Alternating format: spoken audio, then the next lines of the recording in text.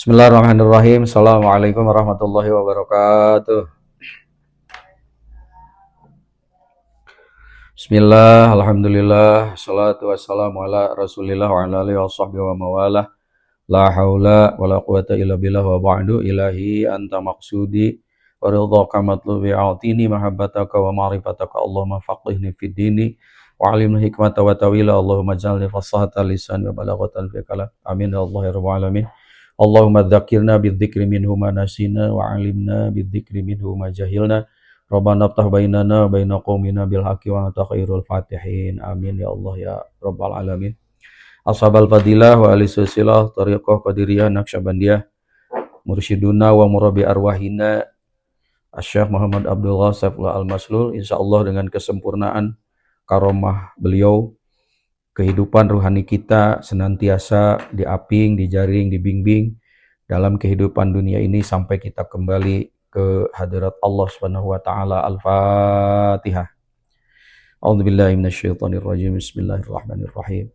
Alhamdulillahirabbil alamin arrahmanir rahim maliki yaumiddin. Iyyaka na'budu wa iyyaka nasta'in ihdinas siratal mustaqim siratal ladzina an'amta 'alaihim ghairil maghdubi 'alaihim waladdallin. Khususan ila hadratir rahim wa al-hadal kitab. Assalamualaikum ya malikaz zaman. Assalamualaikum ya qoyal arkan. Assalamualaikum syam qadir anzilin alif banu bin qaramati. Al-Fatihah. A'udzu billahi minasyaitonir rajim. Bismillahirrahmanirrahim. Alhamdulillahi rabbil alamin arrahmanir rahim maliki yaumiddin. Iyyaka na'budu wa iyyaka nasta'in ihdinas siratal mustaqim siratal ladzina an'amta 'alaihim ghairil maghdubi 'alaihim waladdallin. Amin ya Allah ya rabbal alamin.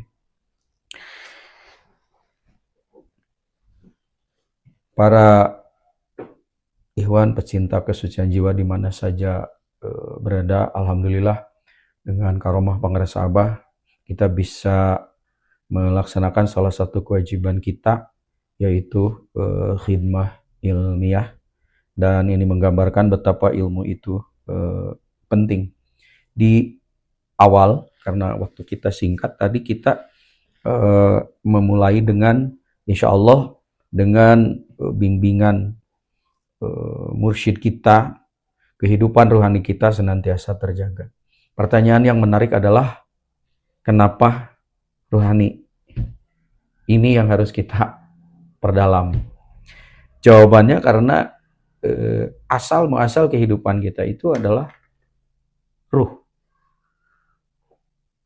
Tubuh kita hidup itu karena ada ruh. Nafsu kita hidup karena ada ruh. Qalbu kita hidup karena ada ruh. Tetapi dalam perjalanan kehidupan sehari-hari, ternyata yang dihidupkan oleh ruh itu baik jasad kita, maupun nafsu-nafsu kita, qalbu kita, dan alam sir kita. Ternyata ruhnya diabaikan, dan manusia lebih cenderung untuk mengurus apa yang dihidupkan oleh ruhnya itu. Ya, karena itu maka kehidupan rohani ini akhirnya terbengkalai.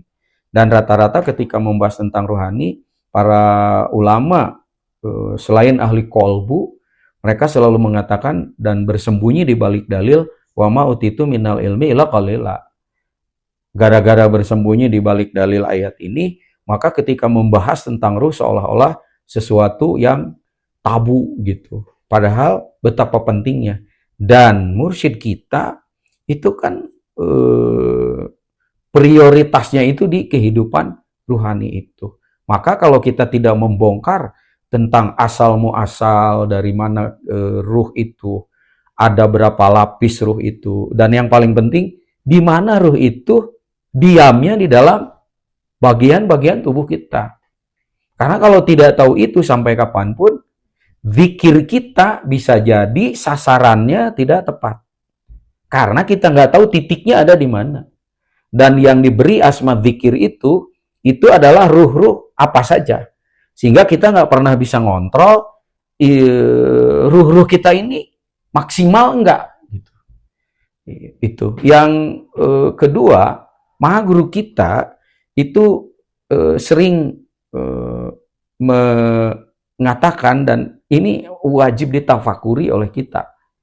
Beliau suka mengatakan bahwa Ruh tidak akan bisa apa-apa kalau tidak dengan talqin. Maka talqin itu adalah titiknya. Dan dengan talqin semuanya selesai.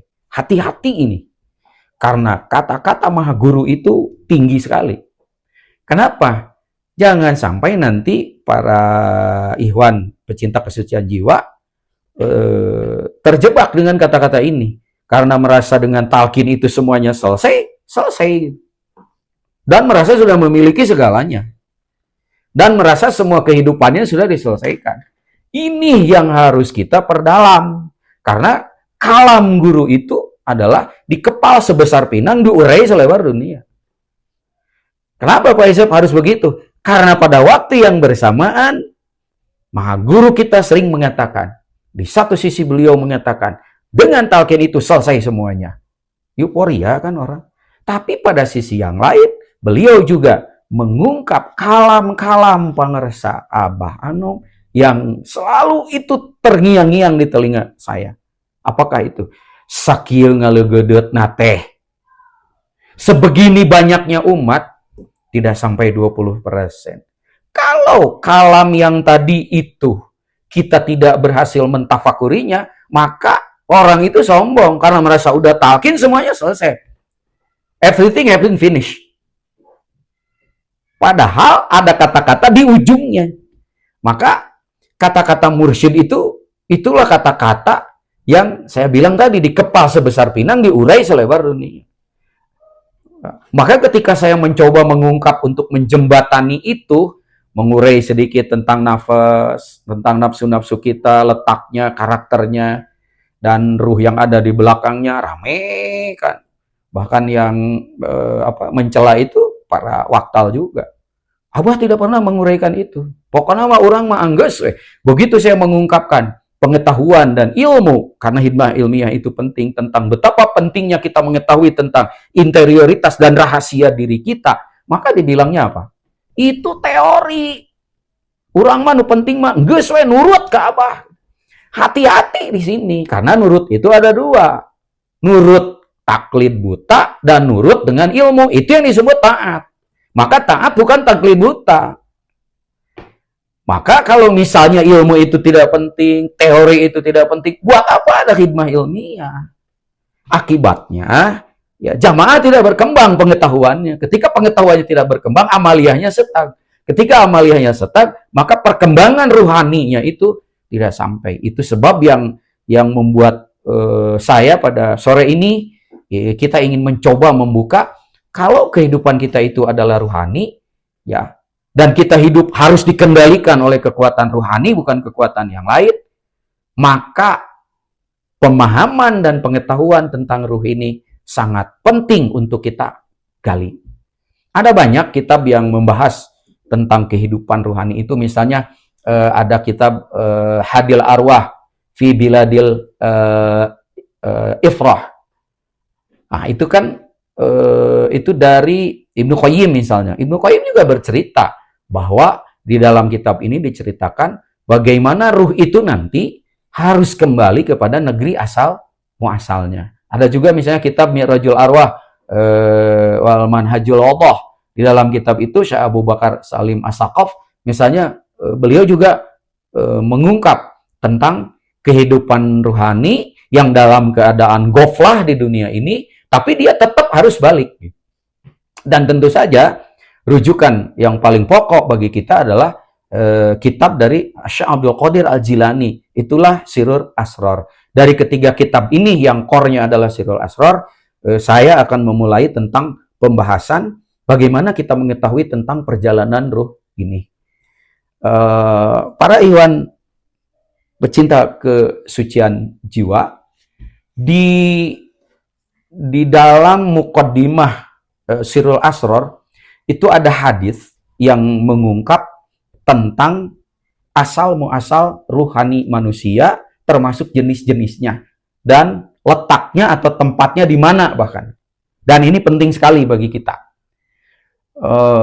Misalnya, Bismillahirrahmanirrahim, di muqaddimah Sirrul Asrar itu dikatakan, lama khalaqallahu ruh Muhammadin awalan min nuri jamalihi kama qala Allah Ta'ala fil hadisul qudsi khalaqtu Muhammadan awalan min nuri wajhi wa kama qala Nabi sallallahu alaihi wasallam awwalu ma khalaqallahu ruhi wa awwalu ma khalaqallahu nuri wa awwalu ma khalaqallahu al-qalam wa awwalu ma khalaqallahu al-aqlu fal muradu minha syai'un wahidun wa huwa haqiqatul Muhammadi. Di dalam redaksi yang lain haqiqatul Muhammadiyah. Ini maksudnya apa? Ini informasi yang pertama tentang perjalanan rohani kita. Gitu. Dan yang diungkap itu ternyata hadis qudsi. Hadis qudsi grade-nya itu kan kedua setelah Al-Qur'an. Kira-kira begini. Ada hadis yang mendahului hadis ini sebetulnya. Dan itu populer di kalangan ahli kolbu. Hadis itu kira-kira berbunyi begini hadis qudsinya. Kuntu kanzan makhfiyan. Fa'ahbabtu an u'rafa. Fakhalaqtul khalqa liya'rifuni. Di dalam bahasa yang lain disebut, kira-kira kalau digambarkan, Allah itu zat yang goer ta'ayun pada saat itu, saat belum ada, waktu belum ada, hanya zat dia. Kata ada saja belum ada. Itu hanya dia sendirian. Dan kita tidak akan pernah tahu kalau dia sendiri yang tidak mengungkapkannya. Maka Allah mengungkapkan dengan kata-kata kuntu kanzan mahfiyan. Keberadaan aku pada waktu itu seperti harta karun yang tersembunyi. Nanti kanzul mahfa ini itu diterangkan terkait dengan ini nih. Yang rahasianya luar biasa. Sudah mursyid kita dohirkan. Ini di alam goer ta'ayun, di alam abstrak. Allah dalam kesendiriannya kira-kira begitu. Fa'ahbabtu an u'rafa. Tapi aku ingin dikenal. Pertanyaannya siapa yang akan mengenal? Karena belum ada siapa-siapa. Maka kata Allah, fakhalaqtul khalqa. Maka aku ciptakan makhluk. Berarti ada makhluk yang pertama sebagai asal muasal dari segala macam makhluk-makhluk yang ada selain Allah. Apakah itu? Itulah yang disebut dengan haqiqatul Muhammadiyah. Apa isi haqiqatul Muhammadiyah itu? Dijelaskan oleh Rasulullah. Itulah yang pertama kali diciptakan oleh Allah dalam satu paket. Paketnya itu disebut haqiqatul Muhammadiyah. Yang itu langsung diciptakan dari nur jamalullahnya Allah. Apa isinya? Ini yang dijelaskan oleh Rasulullah. Di dalam hadis yang dibaca tadi, awwalu ma khalaqallahu ruhi, wa awwalu ma khalaqallahu nuri, wa awwalu ma khalaqallahu al-qalam, wa awwalu ma khalaqallahu al-aqlu. Memang ketika diterjemahkan berurutan di mana wa-nya itu adalah nyambung-nyambung, itu seolah-olah kejadiannya ini dulu, ini dulu, ini dulu.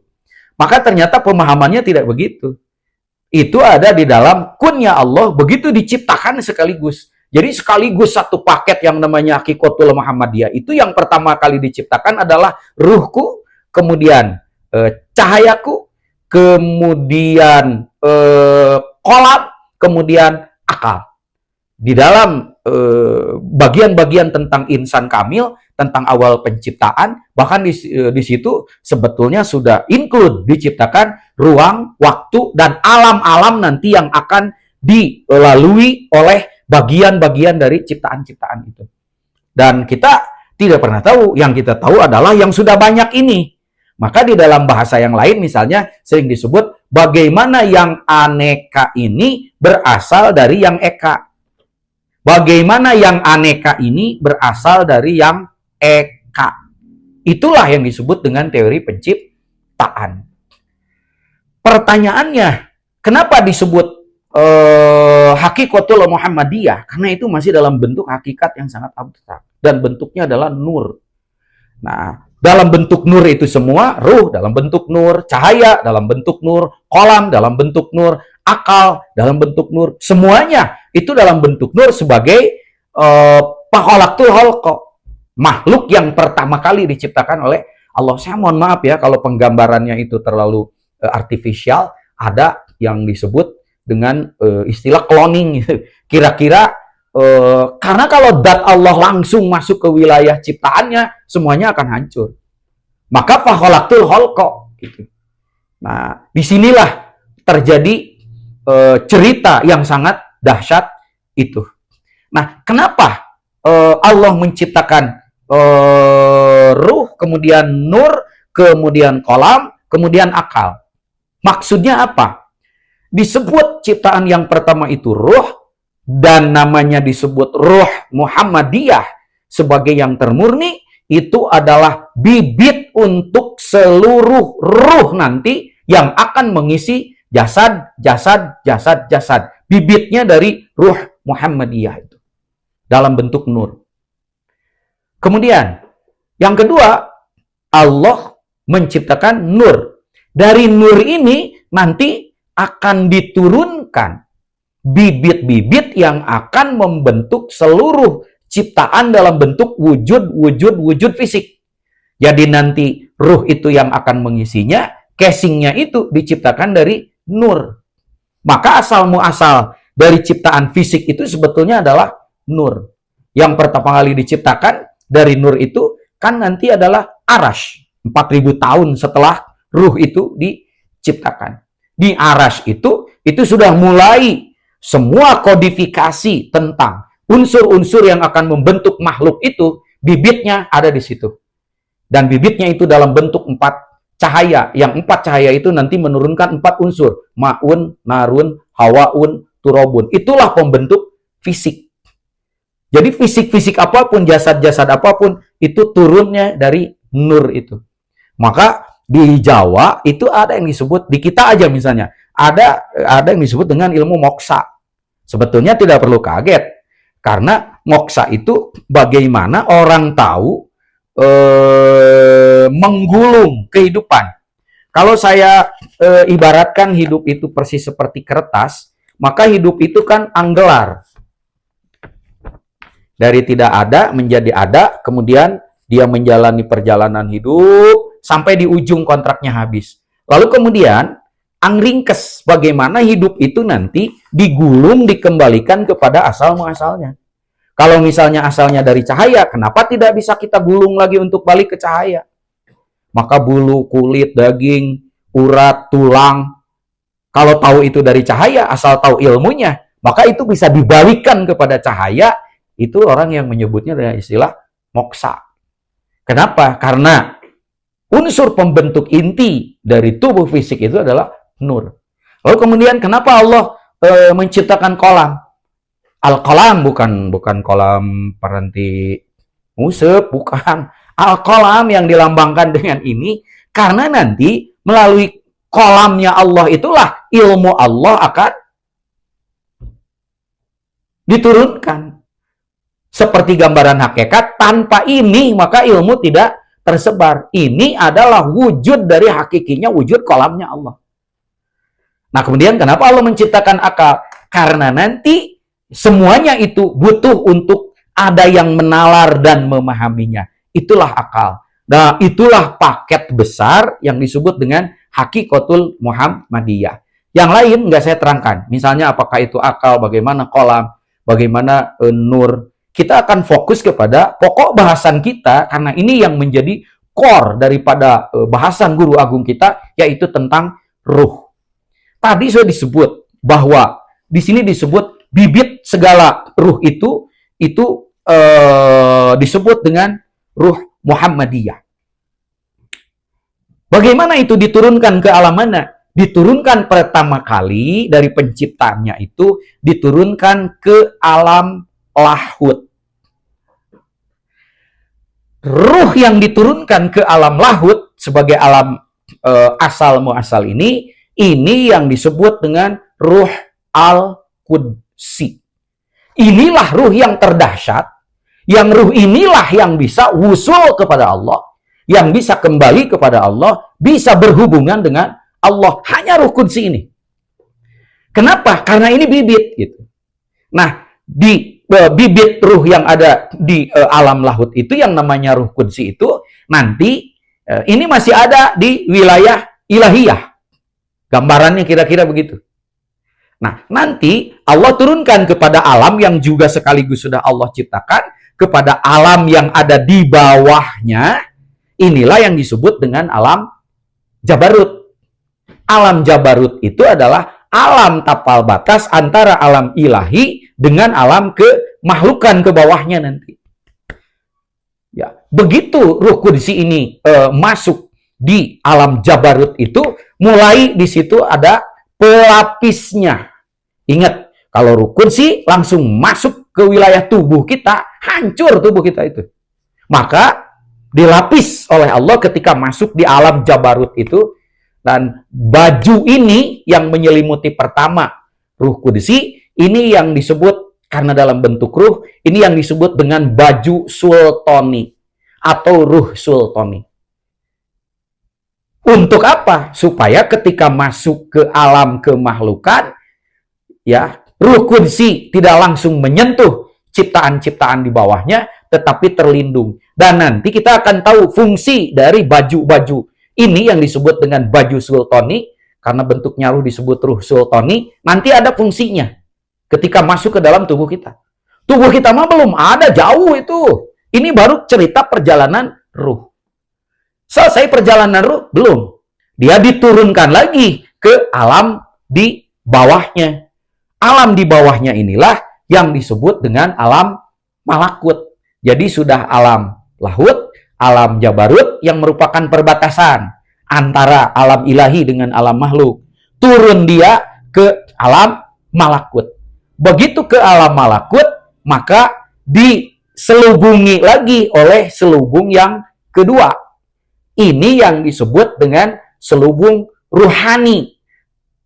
Ada yang menyebut ruwani. Karena dalam bentuk ruh sering disebut ruh ruhani. Berarti Ruh Qudsi dia sudah diselubungi oleh ruh sultani, sudah diselubungi lagi oleh ruh ruwani atau ruh ruhani. Selesai? Belum.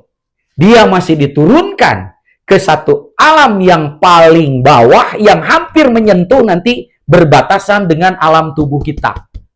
Di alam ini, ruh kemudian dilapisi lagi oleh baju yang ketiga yang disebut dengan baju jismani. Karena bentuknya ruh, maka sering disebut dengan ruh jismani.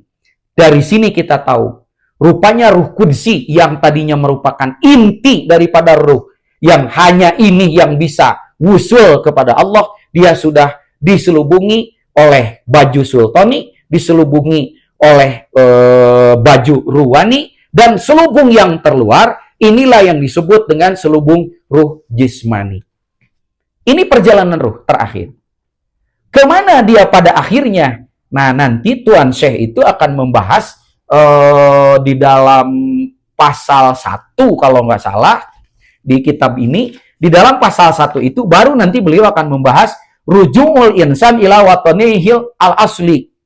Ya, kenapa? Karena nanti begini.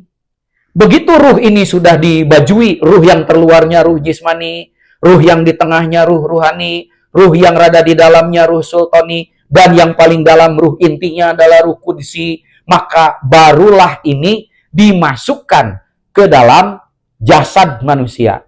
Itulah yang Tuhan saya sebut summaradadnahu asfala safilin. Dia mulai diturunkan ke alam yang paling rendah, masuklah ke alam tubuh manusia. Di situ yang disebut wa nafakhtu fihi min ruhi. Nanti ada rahasia nafakhot. Kenapa di kiri itu harus satu nafas satu nafas? La ilaha illallah. La ilaha illallah. Itu nafakhot. Kenapa? Ada hadisnya nanti. Ternyata ada rahasia nafakhot itu. Baik. Maka ruh ini sudah baru mau akan masuk kepada tubuh manusia. Tubuh manusia yang sudah disediakan ini ternyata berlapis-lapis. Nah, ini lapisannya yang harus kita kenal dulu.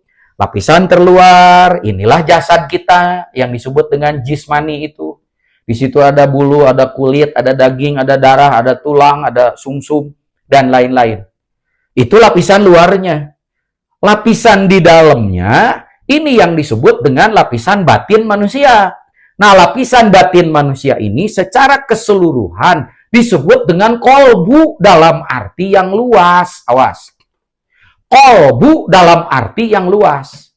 Di luarnya itu adalah jismani, di dalamnya ada ruhani, ruhani ini wilayah yang disebut kolbu, dan ternyata ini pun terbagi 3 lapisan. Lapisan yang paling luar dari kolbu, ini yang disebut dengan wilayah nafsani, yang isinya adalah nafsu-nafsu yang sering saya ungkapkan itu. Amarah, lawamah, sawiyah, mutmainnah, radiyah, mardiyah, kamilah, ada di dalam Miftahus Sudur misalnya diterangkan. Itu bagian luarnya dari kolbu. Nanti turun lagi ke dalam lagi, itu baru tengah-tengahnya. Di tengah-tengah kolbu, karena kolbu juga berlapis-lapis itu tadi, lapisan yang tengahnya ini yang disebut dengan fuad. Selesai perjalanannya di situ? Belum, karena ada bagian yang paling dalam sekali, itulah yang disebut dengan sir. Dari mana itu tahu? Dari hadis qudsi juga, yang di situ disebut banaitu fi jaufi ibni adama qasran.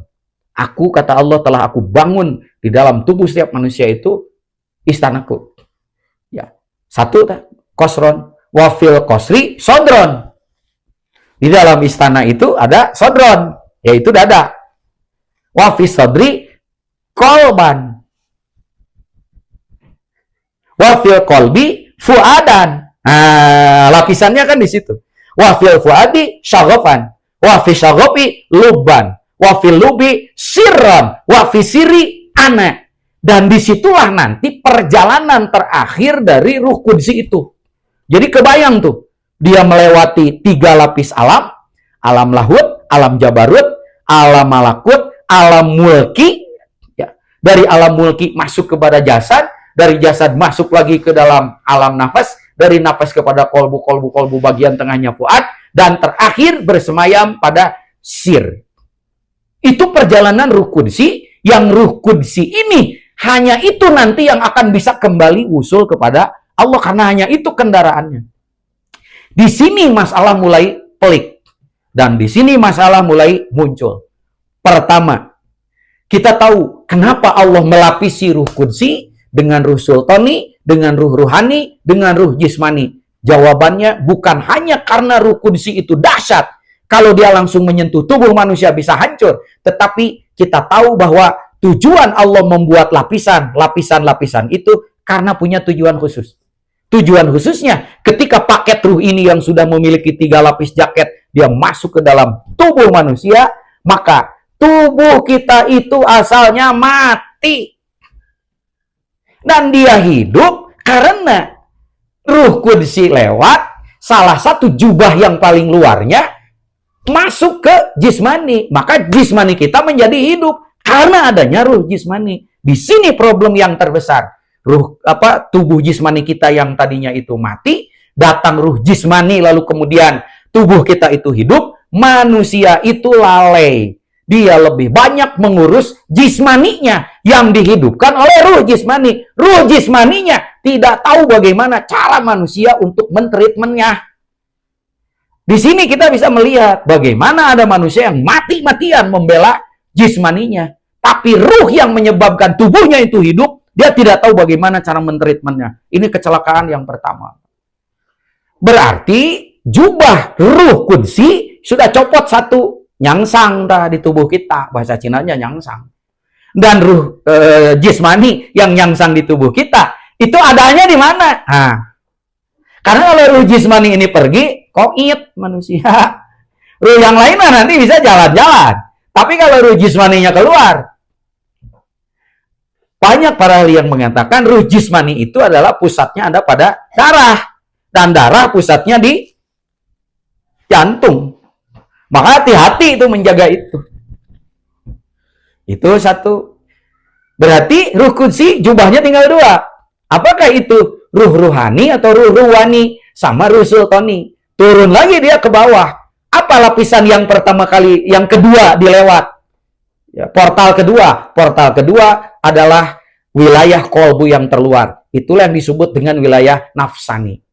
Isinya nafsu-nafsu kita. Asalnya nafsu-nafsu kita itu mati, Pak. Amarah, lawamah, sawiyah, mutmainnah, radiyah, mardiyah, kamilah, bahkan lagi nyebut ada baliyah, ada nuronnya, mati.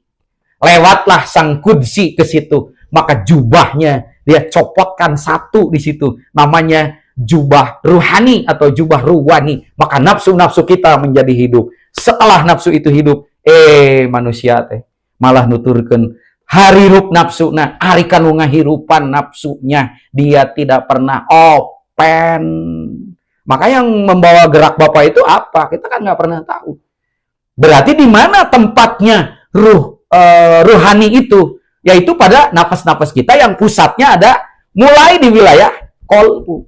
Awas, kolbu bagian luar. Berarti jubah ruh qudsi tinggal satu lapis. Lapisannya adalah ruh sultani. Kemana dia jalan? Dia jalan terus masuk ke wilayah kolbu, masuk ke wilayah kolbu bagian tengah. Di situ ada stasiun, namanya fuad. Wafil kolbi fuad. Di fuad inilah ruh sultani, ruh yang paling dekat dengan ruh qudsi, dia copot jubahnya di situ. Bas, maka kolbu kita, fuad kita menjadi hidup. 3 tempat ruh itu. Tinggal yang terakhir, yang merupakan lokomotif, merupakan buruk, yang buruk ini betul-betul merupakan percikan dari nur jamalullahnya, yaitu dari nur Muhammad. Itulah ruh qudsi. Masuk ke mana? Dia masih terus masuk ke wilayah yang terdalam, yaitu yang disebut dengan sir. Dan wafisiri ana.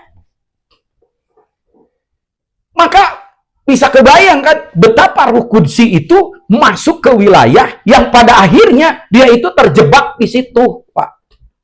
Ngerinya, ruh ini satu-satunya ruh yang bisa menghubungkan manusia langsung ke alam ilahi. Itu satu yang harus dicatat. Maka kalau ruh qudsinya belum bisa dibangkitkan, sampai kapanpun manusia akan susah untuk usul kepada Allah. Paling usulnya itu ke surga. Karena ruh yang tadi, mohon maaf ya, ruh jismani yang dia hanya sampai ke alam mulki, itu kalaupun dia pulang itu kan hanya di alam mulki. Di alam mulki ada surga, namanya surga ma'wa. Paling yang itu hanya sampai di situ. Kalau misalnya sekarang ada yang bisa mengolah ruh rohani dan dia sampai ke alam malakut, di situ ada surga naim. Paling hanya sampai di situ. Ada lagi misalnya yang bisa mengolah ruh sultani, dan ruh sultani itu ini bisa masuk ke alam jabarut. Surganya surga Firdaus. Hanya sampai di 3 surga itu. Bisa sampai usul ke sang asal muasal? Enggak, Pak. Karena yang bisa ke asal muasal cuma satu. Apakah itu? Ruh qudsi. Sedangkan ruh qudsinya itu sudah terbenam di alam sir. Pertanyaannya, bagaimana nasib ruh qudsi kita? Tergantung kita kelasnya apa.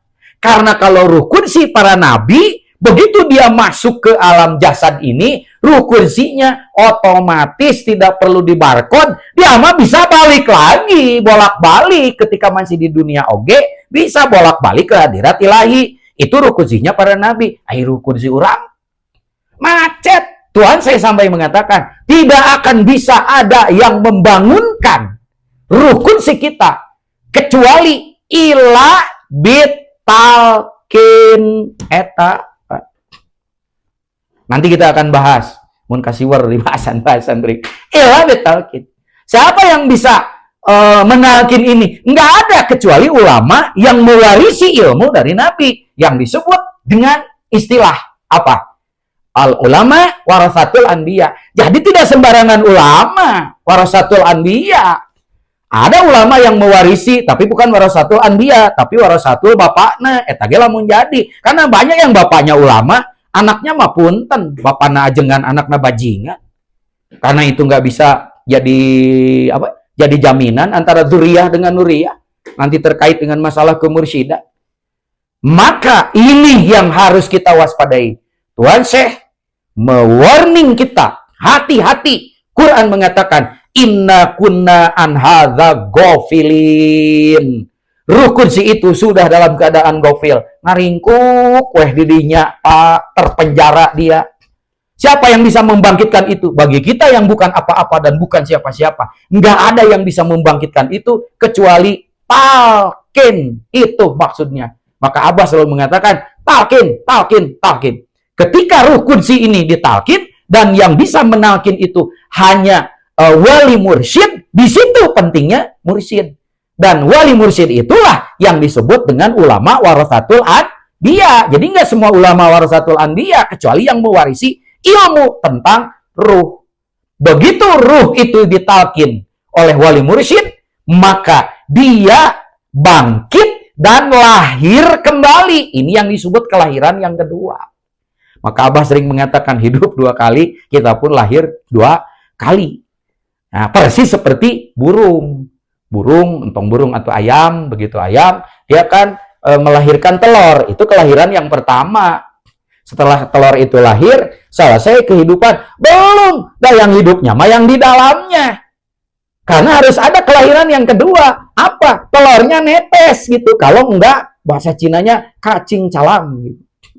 Nah, makanya hati-hati. Kalau ini nggak ada yang menetaskannya, maka dia cuma lahir saja. Begitu lahir, ini ruh kursinya macet, dia belum bisa keluar. Nanti ruh kursi yang keluar itu karena ditalkin, dia sudah keluar, kelahiran yang kedua, maka persis seperti bayi yang lahir dari gua garba ibunya.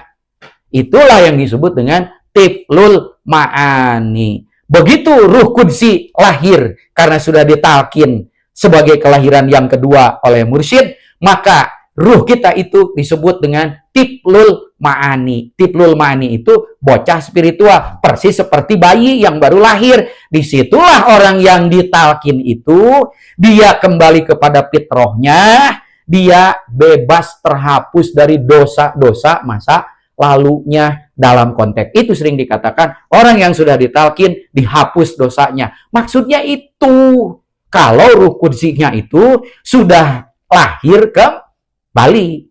Tetapi ingat ini pun belum selesai. Nah ini yang suka menjebak kita, makanya harus cerdas dengan mursyid itu. Begitu lahir namanya juga bayi, Pak.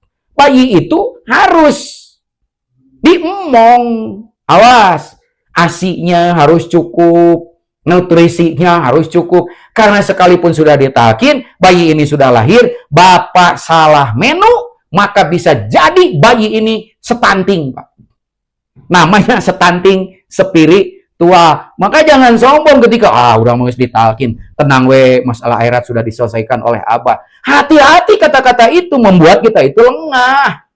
Begitu sudah ditalkin, justru kita harus luar biasa mengemong bayi yang baru lahir ini, yaitu ruh kudsi itu. Karena satu-satunya ini nanti akan membawa kita bahkan melewati 3 surga itu. Dia kembali kepada alam lahut sebagai alam asal muasal. Kira-kira itu pembukaan awal di pengajian kita sore ini. Insya Allah ke depan kita akan terus membongkar tentang rahasia-rahasia dari perjalanan ruh ini. Yang paling penting, jismani kita hidup karena ada ruh jismani. Jangan hanya jismaninya yang kita treatment, tapi ruh yang menghidupkan jismaninya itu mohon maaf, itu kita abaikan. Demikian juga nafsu-nafsu kita, demikian juga fuad kita, demikian juga ruh sultani kita, demikian juga ruh kudsi kita. Dan makanan yang terbaik itu ternyata tidak ada lain kecuali zikir, yang zikirnya pokok adalah alhamdulillah, yang diwariskan oleh guru kita 2 kalimat pokok, la ilaha illallah. Terima kasih. Assalamualaikum warahmatullahi wabarakatuh.